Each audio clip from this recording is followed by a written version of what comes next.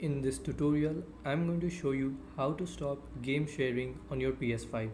So make sure to watch till the end so you do not miss any important steps. And if you are looking for discounts on PS5 games and accessories, you can check out the links in the description below. So without any further ado, let's get started. So first, go to settings. In settings, go to users and accounts. In users and accounts, go to other, then go to console sharing and offline play, then here go on disable and press X on your controller and wait for a second, and now we have disabled the game sharing.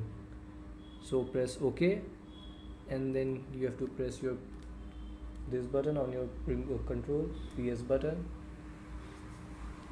and then sign in to any ID that you want, and now the game sharing has been disabled. So this is how you can do it. Thanks for watching.